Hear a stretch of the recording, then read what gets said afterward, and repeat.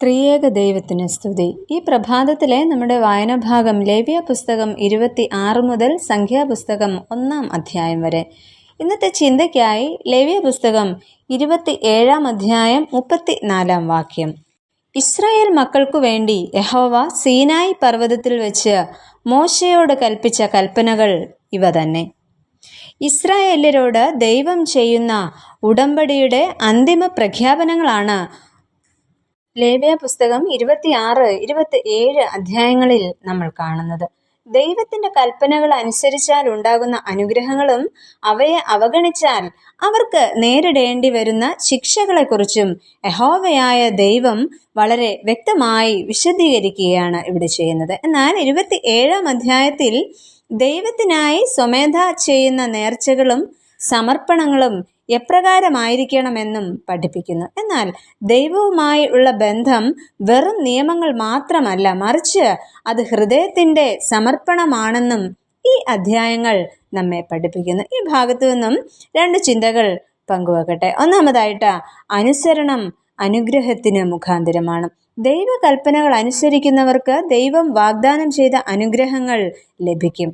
ലേവ്യ പുസ്തകം 26 അധ്യായം 1 മുതൽ 13 വരെയുള്ള വാക്യങ്ങളിൽ ദൈവം നൽകുന്ന അനുഗ്രഹങ്ങളെക്കുറിച്ച് ആണ് പറയുന്നത്. സമൃദ്ധമായൊരു വിളവ് ദൈവം നമുക്ക് നൽകുന്നു. ജലത്തിന്റെ ലഭ്യത നൽകി ദൈവം അനുഗ്രഹിക്കുന്നു. ദേശത്ത് ദൈവം സമാധാനം നൽകി അനുഗ്രഹിക്കുന്നു. മാത്രമല്ല, ശത്രുക്കളിൽ നിന്നും ജയം ലഭിക്കുന്നു. കൂടാതെ ദൈവത്തിന്റെ സാന്നിധ്യം എപ്പോഴും അനുഭവിക്കുവാനായിട്ട് സാധിക്കുന്നു. എന്നാൽ ദൈവസന്നിധിയിലെ അനുസരണമോ വിധേയത്വമോ അല്ല നമ്മിൽ നിന്ന് ഉണ്ടാകുന്നത് എങ്കിൽ ദൈവത്തിൻ്റെ കോപത്തിന് നമ്മൾ കാരണക്കാരായി തീരും. അങ്ങനെയെങ്കിൽ രോഗങ്ങൾ, ക്ഷാമം, ശത്രുക്കളുടെ അധീനത, ദേശത്തിന് നാശം ഇവയൊക്കെ സംഭവിക്കാം. ഇത്തരത്തിൽ ശിക്ഷ ലഭിക്കുന്നത് ദൈവത്തിൻ്റെ ക്രൂരതയല്ല, പിന്നെയോ മാനസാന്തരത്തിനുള്ള വിളിയാണ്. പ്രിയരെ, ദൈവകോപത്തിന് ഇട നൽകാത്തവരായി ജീവിപ്പാൻ നമുക്ക് സാധിക്കുമോ? രണ്ടാമതായിട്ട്, ദശാംശം ദൈവത്തിന് വിശുദ്ധമാണ്. ദൈവത്തെ ആദരിക്കുന്ന ജീവിത ശൈലിയാണ് ദൈവം നമ്മിൽ നിന്നും ആഗ്രഹിക്കുന്നത്. നമ്മുടെ ദശാംശം ദൈവത്തിനുള്ളതാണ്. എന്താണ് ദശാംശം? ദൈവം നമുക്ക് നൽകിയിട്ടുള്ള അനുഗ്രഹങ്ങളുടെ ഒരംശം വേർതിരിച്ച് ദൈവത്തിന് നൽകുക. അത് ധനം മാത്രമല്ല, എൻ്റെ ആരോഗ്യം, എൻ്റെ കഴിവുകൾ, എൻ്റെ സമയം, എൻ്റെ സമ്പത്ത്, ഇവയുടെ എല്ലാം ഒരംശം ദൈവത്തിന് നൽകാം.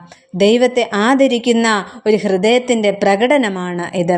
എനിക്കുള്ളതെല്ലാം ദൈവത്തിൽ നിന്നാണ് എന്ന വിശ്വാസമാണ് ദശാംശം വേർതിരിക്കുവാനായിട്ട് നമ്മെ ഇടയാക്കുന്നത്.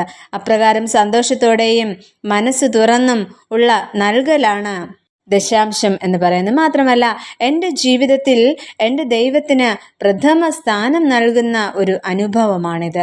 എന്നാൽ ദൈവം അന്വേഷിക്കുന്നത് നമ്മുടെ ബാഹ്യമായ ആചാരങ്ങളല്ല, പിന്നെയോ അനുസരിക്കുന്ന ഒരു ഹൃദയമാണ്.